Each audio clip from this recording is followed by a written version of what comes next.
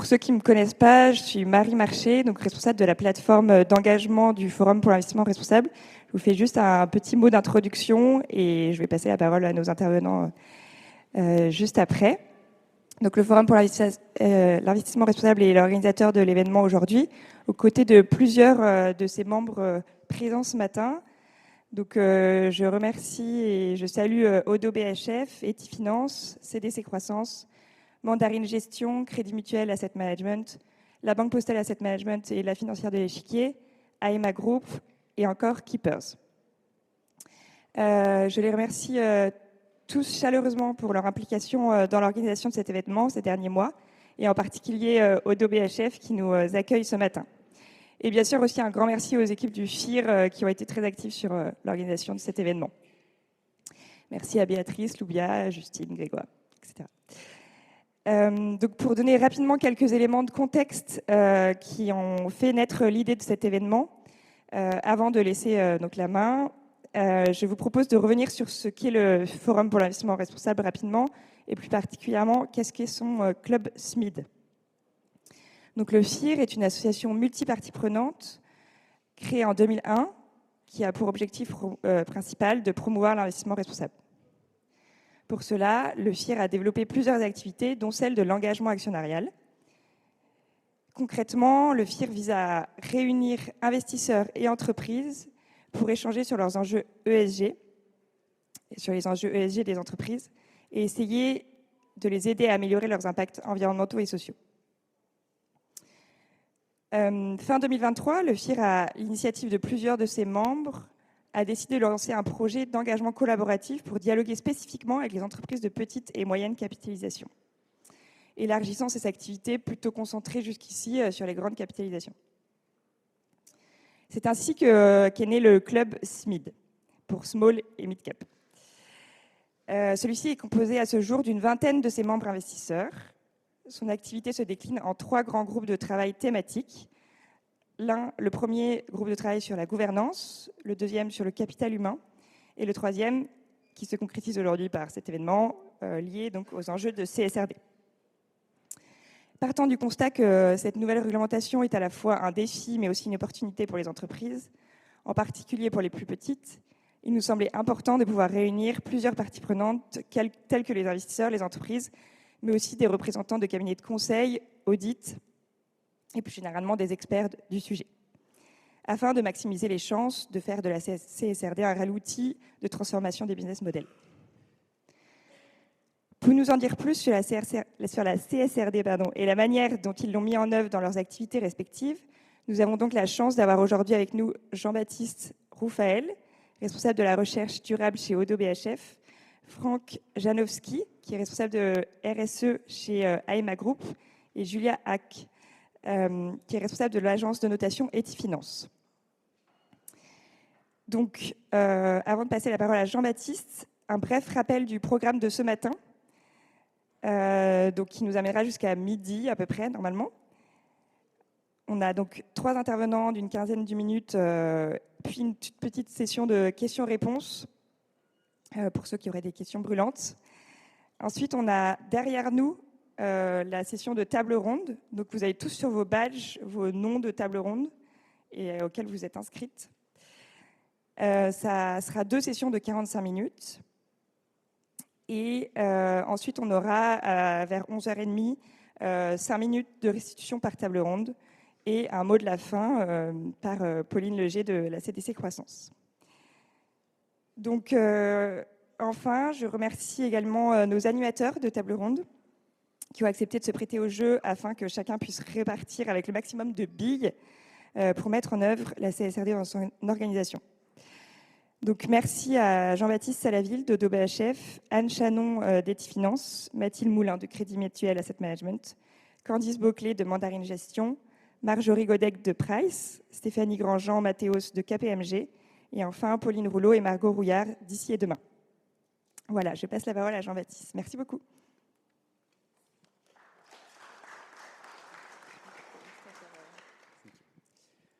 Bonjour à tous. Merci Marie pour ces mots. Merci au FIR pour l'organisation de cet événement.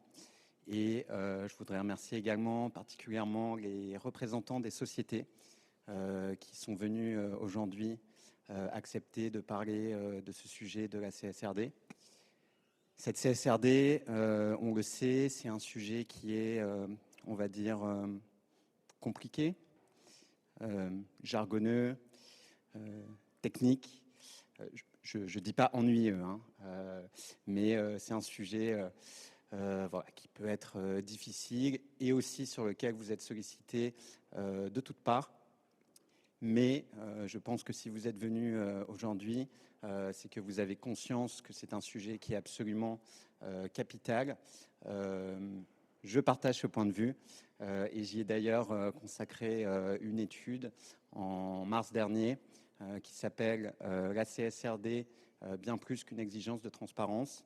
Et je vais essayer de partager avec vous désormais les messages clés.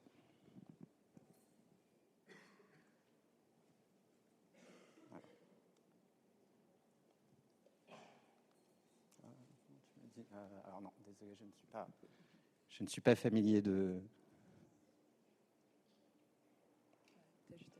Okay. Alors, je vous propose de commencer par quelques rappels très simples. Qu'est-ce que la CSRD ? La CSRD, c'est une réglementation européenne donc qui s'applique à l'échelle de l'Union européenne, qui a été adoptée en 2023 et qui fixe des exigences de publication de données de durabilité. Ce terme de données de durabilité, c'est désormais le terme consacré. Il ne faudra plus parler de données extra-financières. Ces exigences, elles s'appliquent d'abord aux grandes entreprises et pour elles, c'est surtout un durcissement du cadre actuel. Donc, au niveau européen, c'était la directive NFRD. Au niveau de la France, on appelait ça la DPEF, Déclaration de performance extra-financière. Pour les ETI et les PME, donc qui sont essentiellement les sociétés qui sont concernées aujourd'hui, ce sont des exigences qui sont complètement nouvelles. Un mot sur le type d'exigence, et je pense que c'est important de l'avoir en tête. La CSRD, elle fixe des exigences de transparence. C'est la logique du comply or explain. Et de ce point de vue, c'est très différent, par exemple, de la loi sur le devoir de vigilance européen, qui, elle, fixe des exigences, qui fixe une obligation de moyens, ce qui a d'ailleurs contribué à tous les remous autour de ce texte. Ce n'est pas le cas pour la CSRD. Et la CSRD, il s'agit encore moins d'exigences de résultats. Un point qui est très important également de souligner, c'est que les données publiées dans les rapports de durabilité devront être auditées. Auditées d'abord au moment de l'entrée en vigueur du texte sur le principe de l'assurance limitée. Donc en fait, c'est déjà ce qui s'appliquait aux DPEF françaises avant une transition à partir de 2028 vers l'assurance raisonnable, qui est ce qui s'applique à l'audit des données financières. Donc, vous allez avoir à terme plus de 40 000 sociétés qui vont être concernées par cette CSRD dans l'Union européenne. C'est 4 fois plus que les entreprises soumises au cadre actuel. Et vous avez une entrée en vigueur différée dans le temps selon les seuils des sociétés. Je vous laisse en prendre connaissance sur ce petit tableau que je ne commande pas. Les grands principes de la CSRD. Le premier élément très important, c'est que la CSRD a adopté ce fameux concept de la double matérialité. J'imagine que les participants sont quand même à peu près familiers avec ce concept de la double matérialité.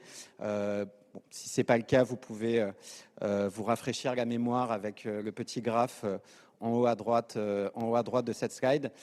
Mais ce principe, il est très important parce qu'en fait, toutes les entreprises soumises à la CSRD vont devoir commencer avec une première étape qui est d'effectuer une analyse de double matérialité qui est conduite sur une liste de thématiques de durabilité qui sont elles-mêmes regroupées dans des standards de reporting qu'on appelle les standards ESRS. Vous les voyez en bas à droite de cette slide, donc des standards liés à des sujets environnementaux, à des sujets sociaux et à des sujets de gouvernance.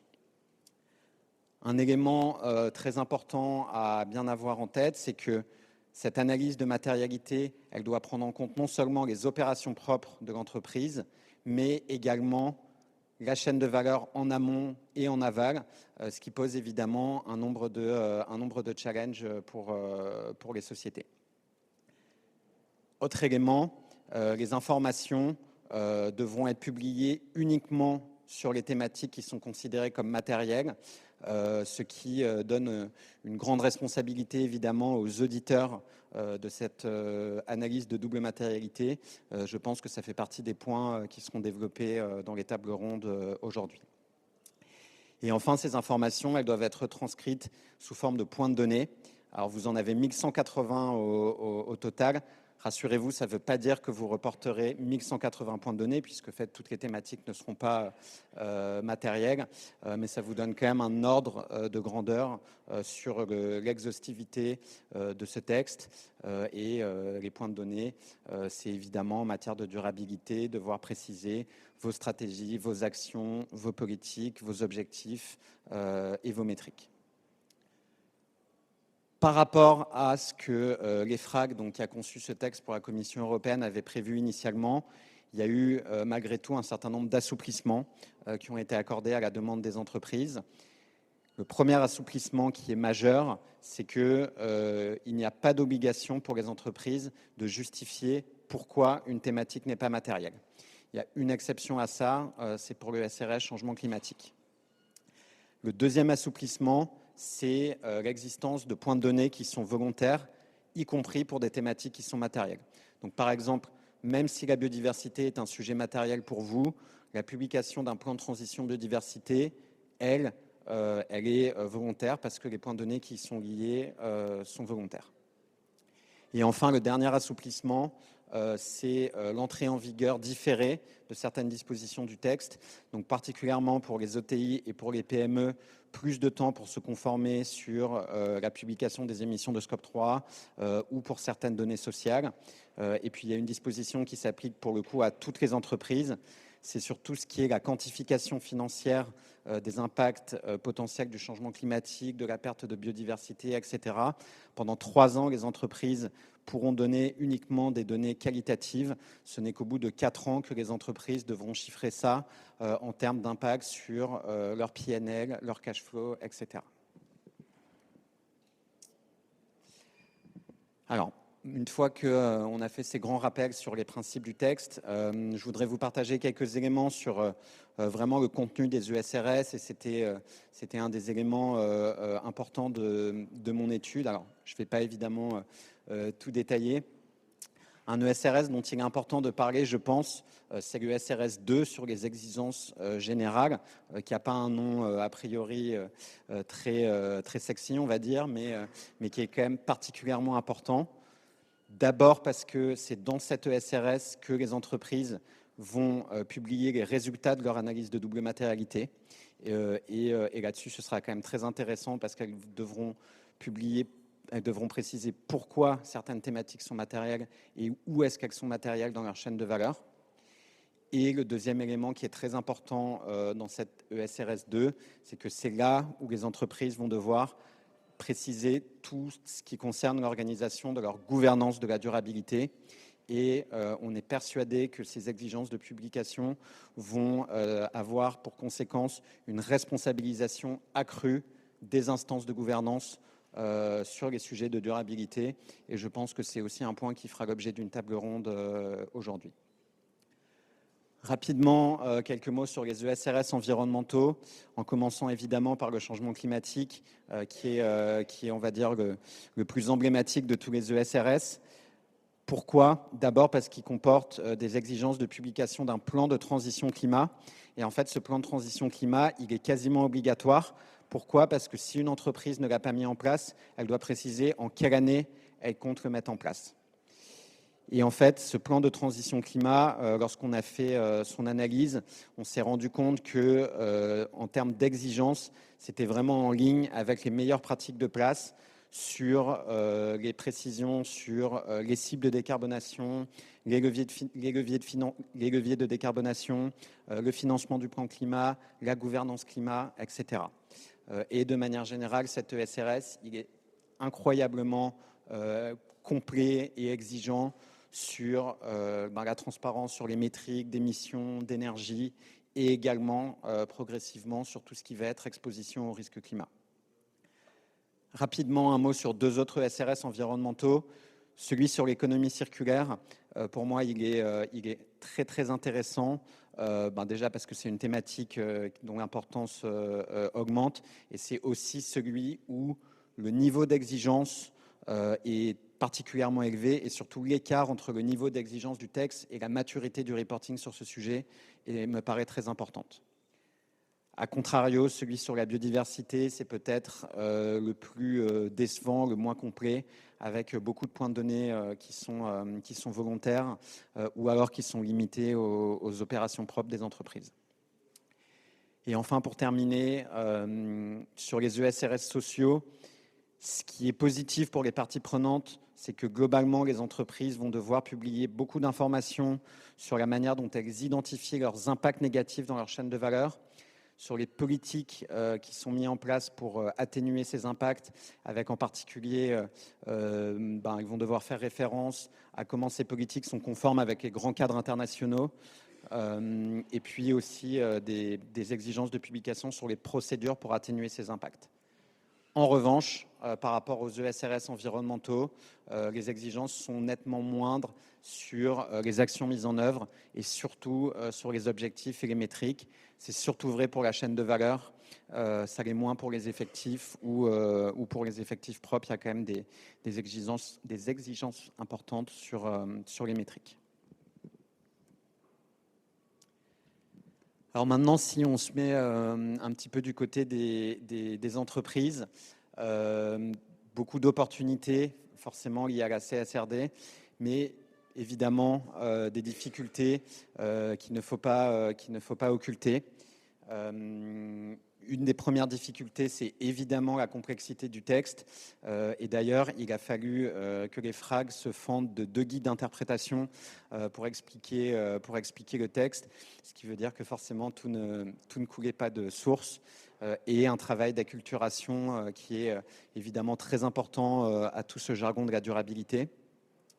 Mais vous avez également des difficultés d'ordre, on va dire, opérationnel, parce que pour l'analyse de double matérialité, vous devez collecter des informations auprès de vos partenaires d'affaires, donc vos fournisseurs de rang 1 ou 2 ou 3.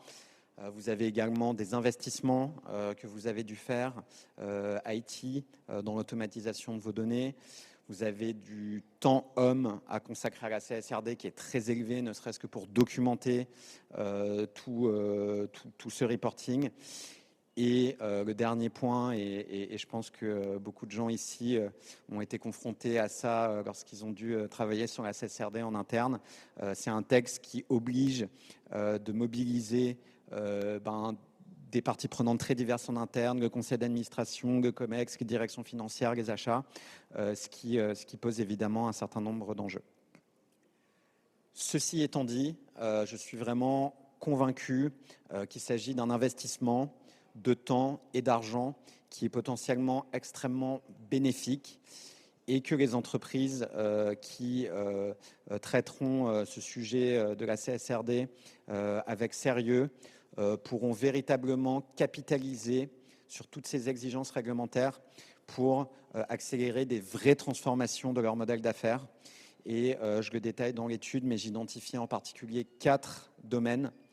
Le premier, c'est l'adaptation de la gouvernance de l'entreprise pour mieux prendre en compte les sujets de la durabilité. Le deuxième, c'est la décarbonation des modèles d'affaires. Le troisième, c'est une réflexion pour aller vers un modèle d'affaires plus circulaire. Et le quatrième, c'est la rationalisation des chaînes d'approvisionnement. Sachant que cette CSRD, il faut vraiment la considérer comme une sorte de trait tiré de trait d'union entre toutes les exigences réglementaires du Green Deal auxquelles les grandes entreprises sont confrontées, et vous êtes confrontés à certaines d'entre elles directement, mais aussi et surtout auxquelles vous êtes confrontés de manière indirecte via vos donneurs d'ordre qui ont un certain nombre d'exigences vis-à-vis de vous.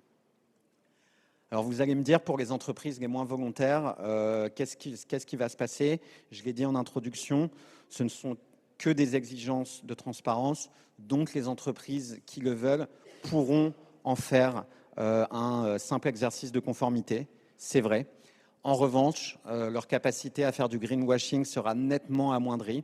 Vous avez en bas à gauche de cette slide comment la CSRD définit un objectif net zéro.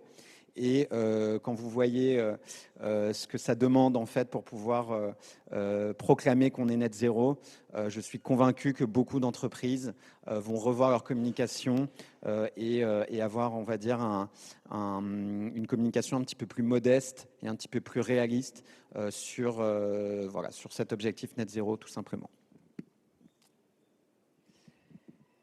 Enfin, et c'est aussi une raison pour les entreprises de se saisir de ce sujet de la CSRD, c'est qu'elle apporte énormément de bénéfices pour vos parties prenantes et en premier lieu pour les investisseurs. Les rapports de durabilité vont être de bien meilleure qualité par rapport à ceux qui existent aujourd'hui. Ils seront évidemment plus complets, plus robustes, mieux structurés, plus pertinents également, puisqu'en fait, dans la mesure où il n'y a pas de publication d'informations non matérielles, pour le dire simplement, il y aura moins de blabla, tout simplement. Et ils seront également plus facilement accessibles et à terme comparables, puisqu'ils vont être encodés selon un format XHTML, ce qui devrait, on l'espère, changer la vie des analystes. Surtout, le concept de double matérialité et son application va avoir des impacts très importants pour les parties prenantes et les investisseurs. La matérialité d'impact, ça va conduire les entreprises à publier un certain nombre d'informations sur des thématiques qu'aujourd'hui elles traitent peu ou elles traitent mal. Je cite ici quelques exemples que je détaille dans l'étude, mais par exemple sur les sujets de la compensation carbone, des exigences très détaillées de publication sur la stratégie de compensation carbone. Pour les entreprises du secteur chimique, par exemple, vous avez des exigences de publication sur l'exposition aux substances préoccupantes. Par rapport à l'économie circulaire, vous avez des exigences de publication sur tout ce qui est pourcentage de contenu recyclé en entrant dans les produits, ou même sur des sujets, par exemple, d'éthique des affaires. Vous avez des exigences de publier des informations non seulement sur les thèmes sur lesquels les entreprises font du lobbying, mais aussi les positions qu'elles prennent sur les sujets de lobbying. Si on parle maintenant de matérialité financière, les investisseurs devraient avoir une bien meilleure vision de la résilience des modèles d'affaires des sociétés et à terme, comme je l'évoquais précédemment, avec la quantification financière des impacts potentiels du changement climatique, une bien meilleure vue de l'impact financier potentiel des risques physiques et des risques de transition notamment. Et enfin, avec ce plan de transition climat que j'évoquais, il peut devenir un véritable outil d'engagement actionnarial. Ce plan de transition peut devenir, par exemple, le véritable juge de paix des résolutions Say on Climate, quelle soit l'initiative des entreprises ou des investisseurs. Donc, pour conclure, il va falloir faire preuve de patience, évidemment, puisqu'il va y avoir une courbe d'apprentissage, puisqu'il va y avoir certaines dispositions réglementaires du texte qui vont monter en puissance. Mais je suis convaincu qu'il s'agit d'un texte véritablement transformant qui peut être un véritable outil stratégique à la fois pour les entreprises et également pour les investisseurs.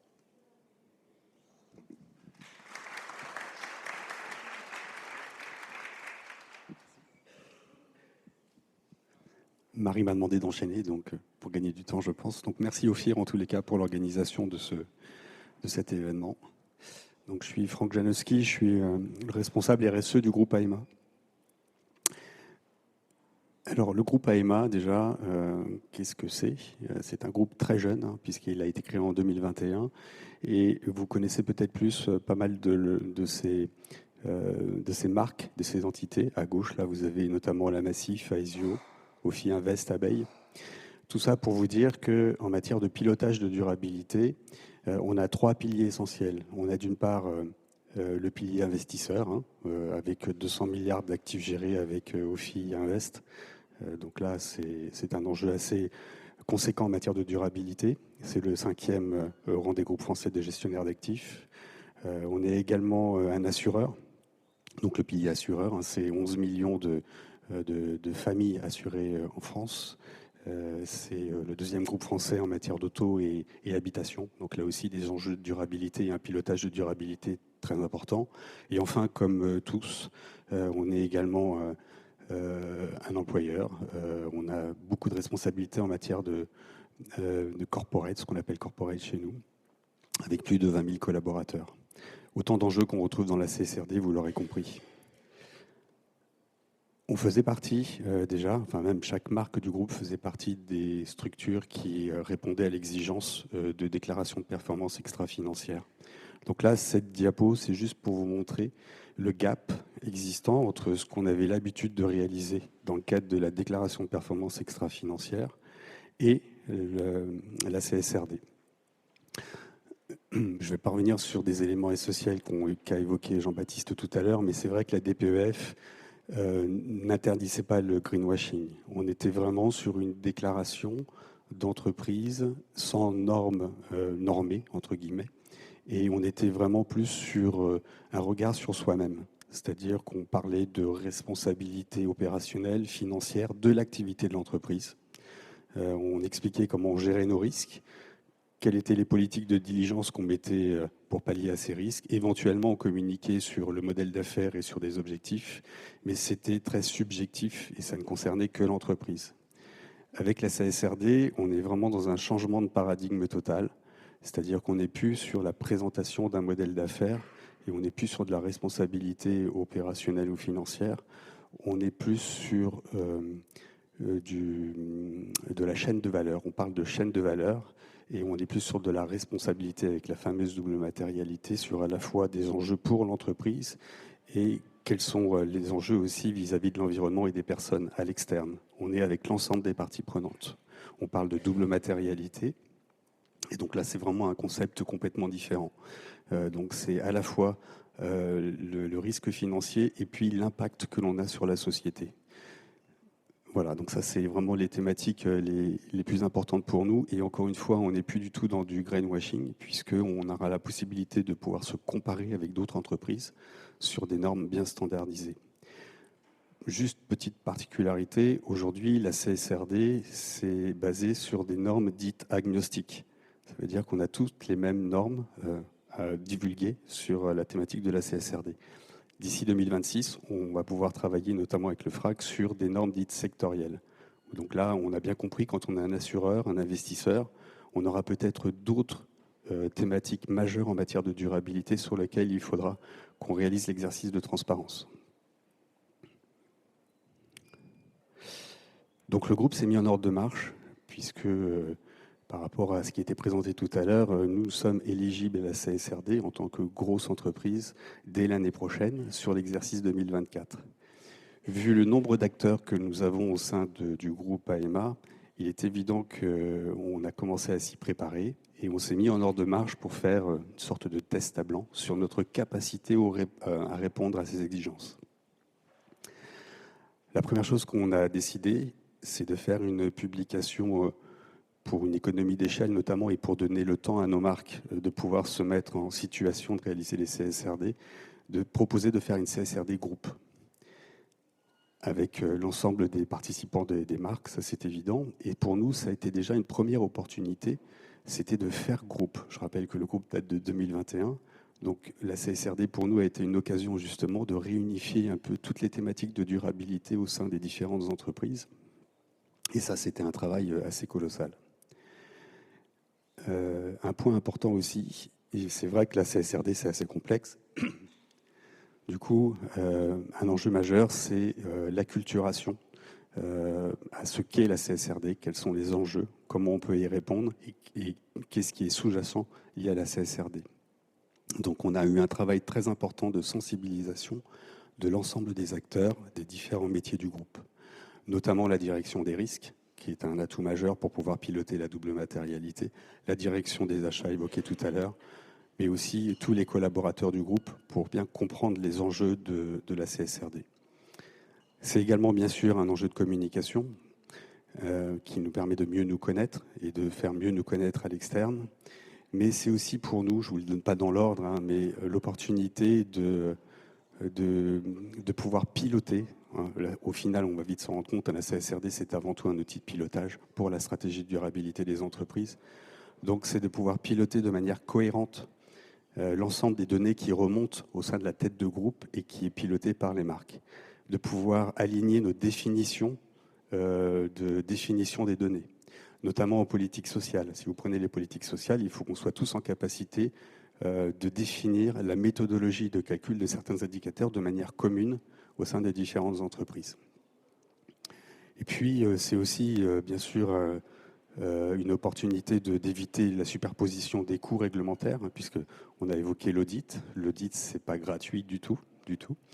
Et donc, de pouvoir faire une CSRD groupe dans un premier temps, ça nous permet justement de mutualiser ces coûts. Et ça permet surtout de donner du temps aux marques de pouvoir s'adapter aux enjeux de la CSRD. Bien sûr, il y a aussi tout ce qui est lié à l'analyse et au suivi du cadre réglementaire, hein, puisque la CSRD, c'est, comme on l'a dit tout à l'heure, ça date de juin 2023. Il y a plein d'évolutions. Il y a des définitions des normes sectorielles sur lesquelles justement on essaie de contribuer. Donc il y a tout un suivi lié au cadre réglementaire qui est réalisé par la tête de groupe. Alors comment, quand on a dit tout ça, comment on s'est mis en ordre de marche? On a commencé l'année dernière, en septembre 2023, à réunir l'ensemble des parties prenantes, à sensibiliser notre gouvernance, à embarquer l'ensemble des métiers du groupe. Et on s'est dit, voilà, on l'a évoqué tout à l'heure, 1180 points de données, c'est quelque chose de colossal. Si jamais demain on devait répondre à ces 1180, bon, ce n'est pas vraiment le cas, mais si jamais on devait, est-ce qu'on serait en capacité de le faire? Donc on a commencé par faire ce qu'on appelle une analyse d'écart. L'analyse d'écart, ça consistait à essayer de voir si on était en capacité à répondre à toutes les données proposées dans le cadre de la CSRD. Et ça, c'est quelque chose d'important de savoir sur quelle base on peut trouver ces données.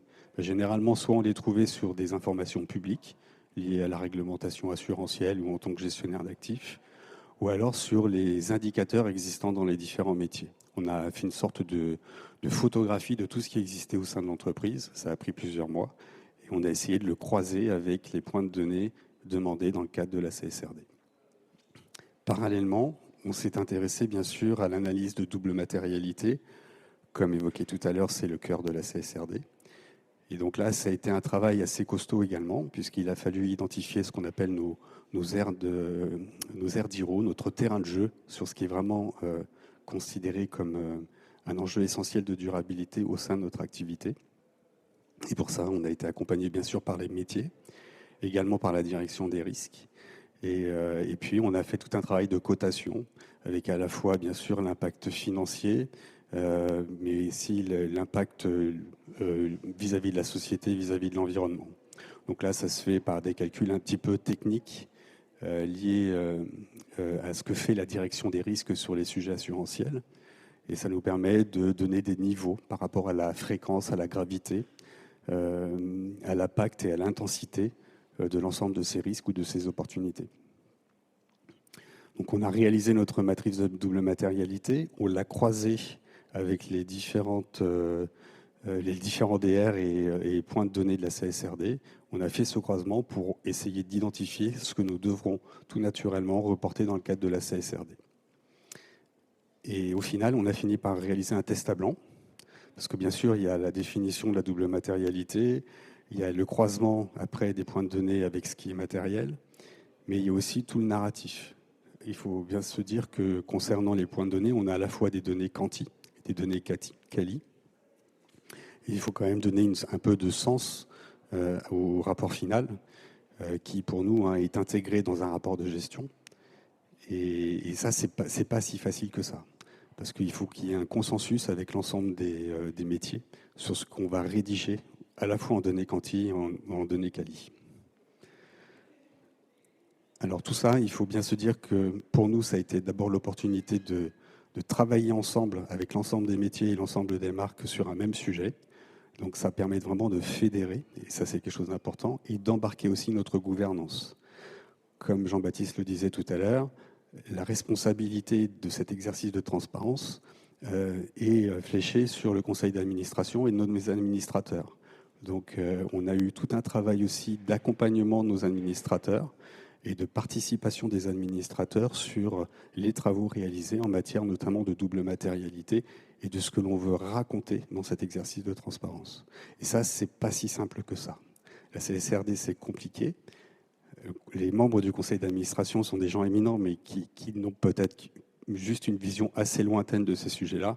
Donc là encore, par contre, pour le coup, c'est une opportunité de bien leur démontrer que ce que l'on écrit dans la CSRD, c'est pour l'intégrer dans le plan stratégique de l'entreprise. Et que donc, ils n'ont pas d'autre choix de toute façon de s'y intéresser. Ouais, voilà. Donc, en résumé, aujourd'hui, la CSRD, c'est une communication intégrée au rapport de gestion, c'est ce que je vous disais. Ce sont des informations d'abord générales à fournir, avec des normes environnementales, sociales et de bonne gouvernance. Mais pour nous, surtout, on l'a surtout pris comme une opportunité de structurer notre stratégie de durabilité, de bien leur démontrer que ça devait être intégré dans le plan stratégique de l'entreprise et surtout d'en faire un outil de pilotage. Plus l'entreprise est grande, plus c'est compliqué d'avoir un outil de pilotage unique sur des sujets liés à la durabilité. Pour les entreprises en général, il faut bien comprendre qu'on n'est plus dans le greenwashing, on est sur des informations normées, donc communes à tous, même si après il y en aura aussi des sectoriels. Et donc c'est une opportunité aussi de montrer ce que l'on fait en matière de durabilité. En résumé, la CSRD, c'est l'alignement des informations financières avec les informations extra-financières. Ou plus simplement, on met au même niveau les informations extra-financières que les informations financières. Donc, ce qui est une opportunité à la fois pour les agences de notation, une opportunité pour les entreprises d'avoir peut-être des taux plus attractifs sur les emprunts ou ce genre de choses. Donc, c'est vraiment une vision 360 de toute l'activité de l'entreprise avec des enjeux de durabilité. Et puis enfin, un point important qu'on retrouve souvent dans l'analyse de matérialité d'ailleurs, c'est la rétention des talents. Les nouvelles générations, la durabilité, ça leur parle. Ma génération peut-être un peu moins, où ça a pris beaucoup plus de temps. Aujourd'hui, il y a vraiment une volonté des jeunes talents de travailler dans des entreprises qui arrivent à faire cet alignement. Donc voilà, c'est une opportunité de plus. Voilà, j'ai essayé de tenir le timing.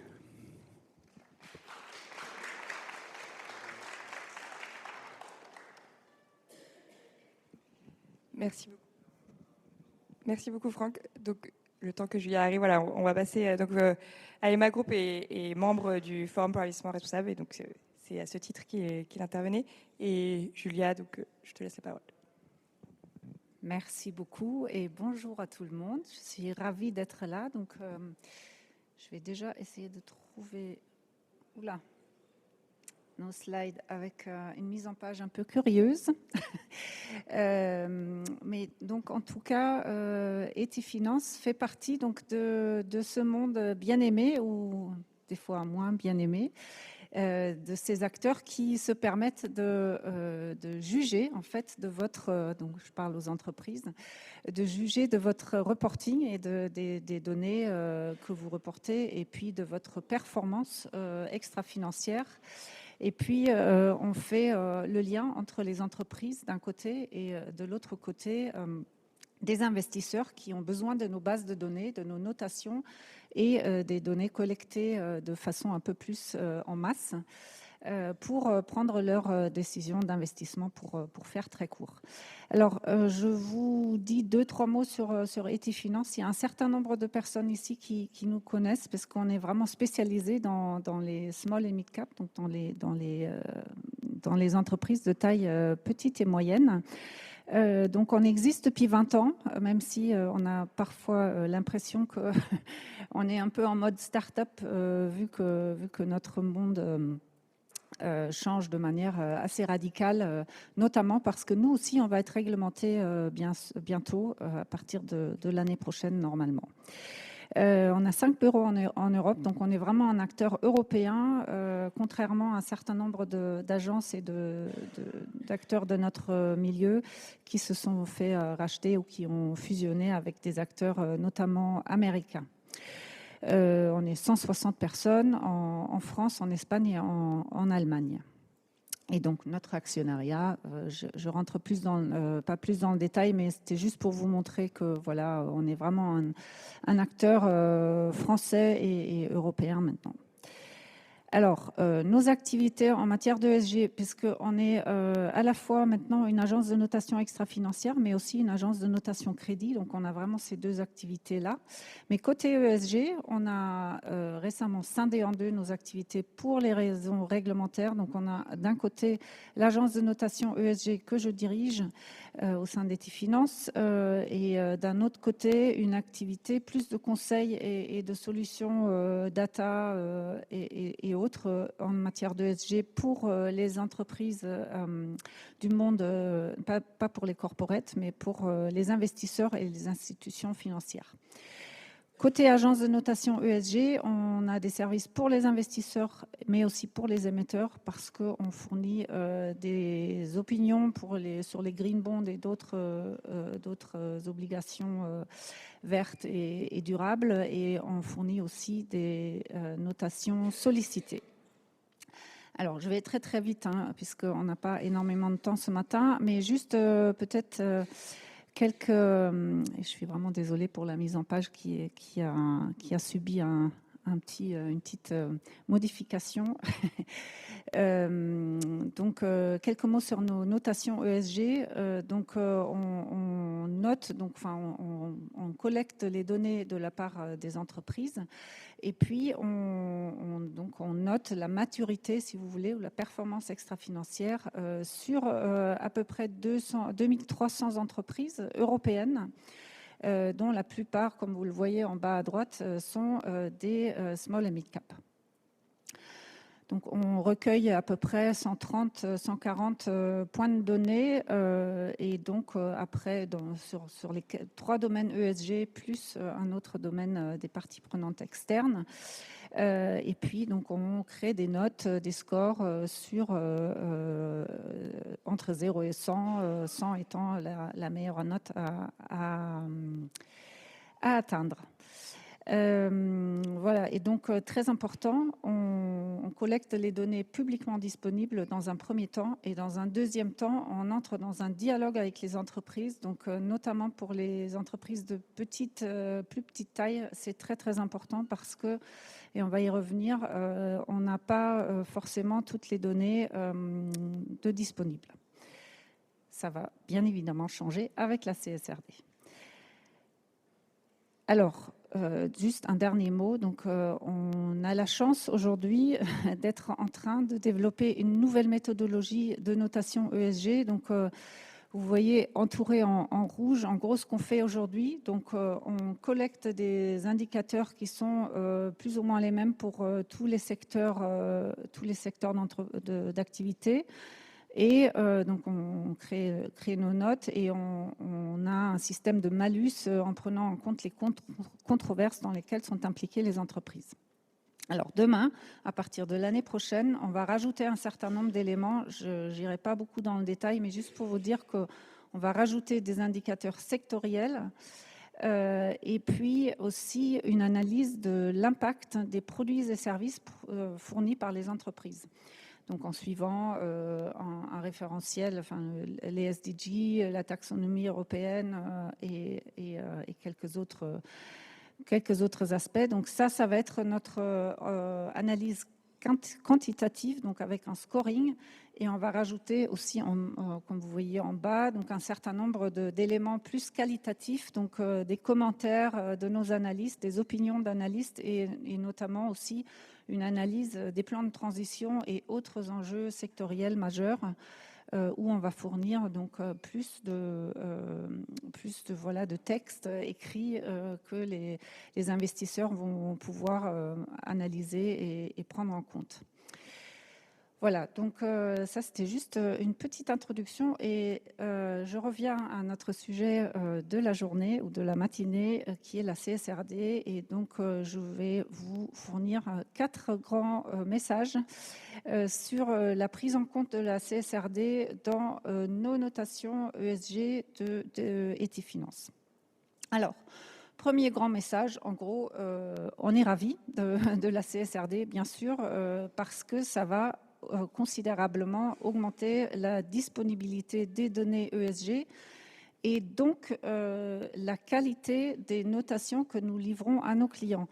Et en fait, pour illustrer ce lien entre la qualité des notations et la disponibilité des données, je vous ai livré ici, enfin, je vous ai affiché ici le schéma au milieu qui montre que, en gros, les scores qu'atteignent les entreprises sont plus élevés quand elles entrent en dialogue avec Etifinance dans le cadre de notre processus de collecte des données pour nous fournir notamment davantage de données.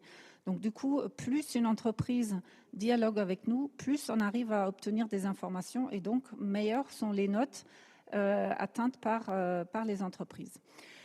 Donc la différence est assez notable entre donc une note moyenne de 59 sur 100 et une note moyenne pour les entreprises qui entrent dans le dialogue et 44 sur 100 pour les entreprises qui ne sont pas impliquées dans le dialogue avec nous. Donc, pourquoi je vous montre ça? Notamment pour vous expliquer que grâce à la CSRD, on va récolter automatiquement beaucoup plus d'informations sur les entreprises, enfin informations ESG, et donc assez automatiquement la qualité de ce que nous livrons va augmenter. Et donc voilà, nos notations deviendront plus fiables, plus riches, et donc on aura moins ce point critique qui est souvent mis en avant vis-à-vis des entreprises, enfin des agences de notation extra-financière, c'est que voilà, souvent il n'y a pas assez d'informations, notamment sur les entreprises de petite taille. Donc du coup, il y a des acteurs qui font en fait une estimation des notes, qui font une moyenne du secteur et qui mettent à disposition seulement ces données estimées. Voilà. Ça, c'était le premier grand message. Donc, deuxième élément que je voulais aborder, c'est la double matérialité. Donc, bon, je ne sais pas, ceux qui nous connaissent ont peut-être déjà vu que notre slogan, c'est Etifinance, c'est l'agence de double matérialité. Bon, bien évidemment, nos méthodologies prenaient déjà en compte un certain nombre d'indicateurs qui ne sont pas forcément matériels d'un point de vue financier. Et puis, on a bien évidemment aussi cette double casquette, agence de notation crédit et agence de notation ESG. Donc, c'est même dans notre ADN maintenant d'aborder les deux côtés, l'analyse financière et l'analyse extra-financière. Mais, comme je disais tout à l'heure, on a aussi la chance aujourd'hui de revoir notre méthodologie. Et du coup, on a vraiment souhaité intégrer de façon beaucoup plus formelle cette notion de double matérialité dans notre méthodologie et aussi bien évidemment donc la CSRD, je vais y revenir dans quelques instants aussi sur les ESRS et les indicateurs que l'on prend en compte. Et donc, du coup, pour notre future méthodologie, et je reviens deux secondes sur le slide, vous avez vu tout en haut du slide, on effectue une analyse de double matérialité, non pas entreprise par entreprise, on n'a pas assez de temps pour faire ça, comme vous pouvez imaginer, mais au niveau sectoriel. Donc pour chaque secteur, donc on a une quarantaine de secteurs pour lesquels on le fait, on est en train de le faire actuellement.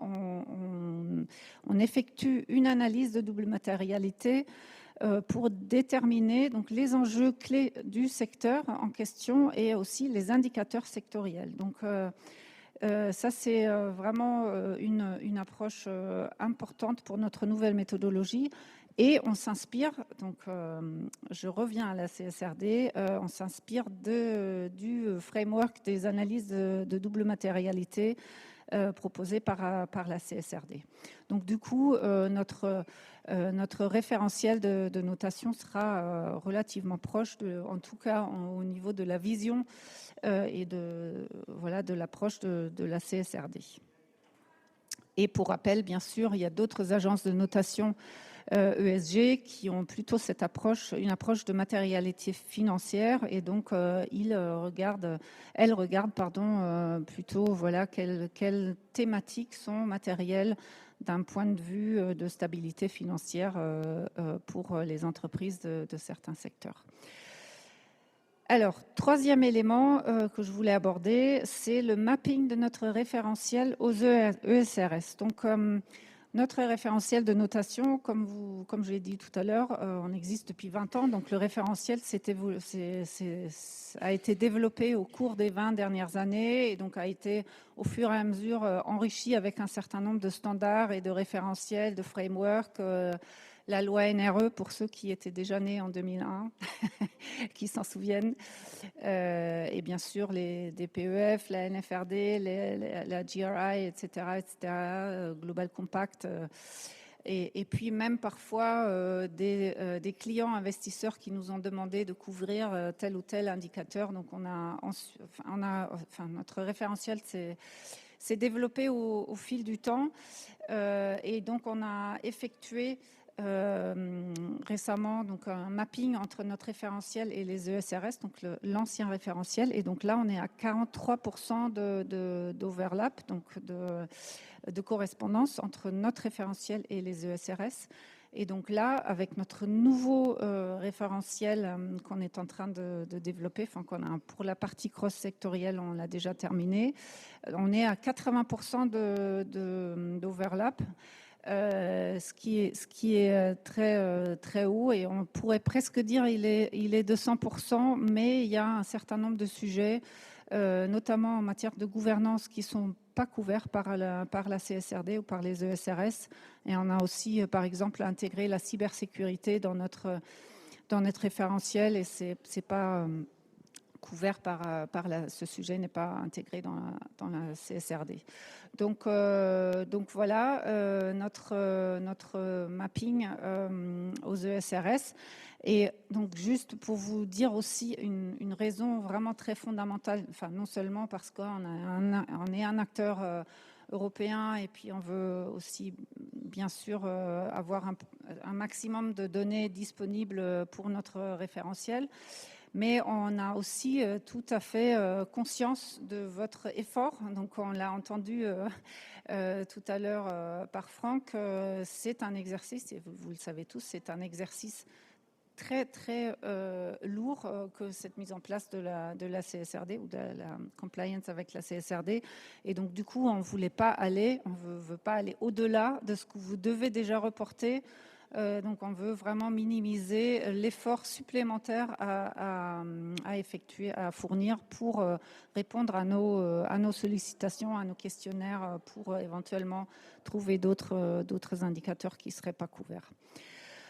Voilà, donc ce que je peux dire pour notre référentiel de notation. Et puis, dernier mot, oui, sur les indicateurs sectoriels, parce que comme vous savez, il va y avoir un jour des indicateurs sectoriels aussi dans la CSRD. Ce n'est pas encore le cas, et donc du coup, comme nous, on a vraiment ressenti le besoin d'aller au plus profond de la réalité vraie des entreprises d'un point de vue sectoriel, on a souhaité déjà effectuer cette démarche-là aujourd'hui. Et puis voilà, on verra une fois qu'on aura les indicateurs sectoriels, si d'ici 2, 3, 4 ans, si on les intègre ensuite dans notre référentiel.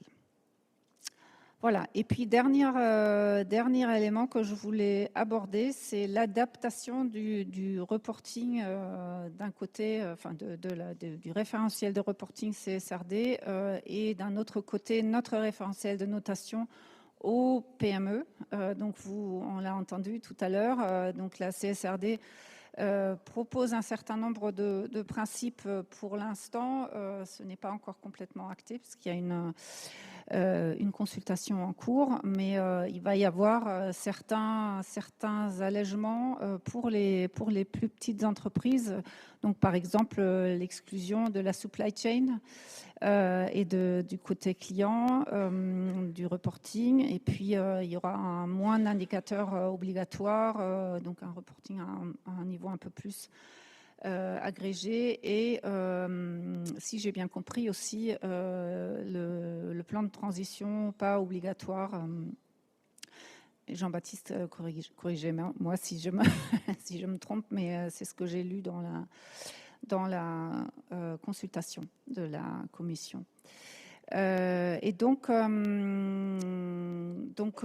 notre côté, on a déjà, depuis un certain nombre d'années, des règles qui sont appliquées aux PME et donc qui allègent, ou qui, on va dire, permettent aux plus petites entreprises d'obtenir quand même des notes, enfin, de ne pas les défavoriser en gros parce qu'elles n'ont pas assez de ressources pour faire un reporting aussi intéressant et fourni et détaillé que les grandes entreprises. Donc du coup, on a trois règles spécifiques pour les PME. Donc premièrement, dans notre analyse, on va vraiment regarder plus et prendre plus en compte la disponibilité des données. Donc la transparence des entreprises en gros, plutôt que la performance, l'amélioration dans le temps, etc. Donc c'est plus donc notre scoring, notre notation est un peu différent de ce point de vue-là pour les PME par rapport aux grandes entreprises. On a aussi allégé les exigences pour un certain nombre d'indicateurs. Et puis, troisième point, donc on a décidé de ne pas prendre en compte certains indicateurs dans le scoring. Donc, si on trouve cet indicateur, enfin cette donnée reportée, c'est un système de bonus où l'entreprise peut atteindre plus de points. Mais s'il n'y a pas de reporting sur ces indicateurs-là, ça c'est pas pénalisant. Voilà, donc en conclusion, sur cette question des PME, on a une approche un petit peu différente que par rapport à la CSRD. Et puis bon, la CSRD reste quand même bien plus granulaire que nous on l'est, donc avec nos 140 bien sûr indicateurs pour l'instant cross-sectoriels. On est déjà beaucoup plus light, si vous voulez, dans ce qu'on prend en compte, mais aussi dans la façon de traiter les PME, on est sans doute encore un peu plus indulgent chez Etifinance. Encore une fois, c'est notre spécialité, on connaît bien le monde des ETI, des plus petites entreprises, et donc on a vraiment adapté notre approche à pour ceux qui représentent des PME ici à votre réalité. Voilà, donc in a nutshell, comme on dit en anglais, de façon assez rapide, mais j'espère que c'était intéressant pour vous. Donc merci beaucoup.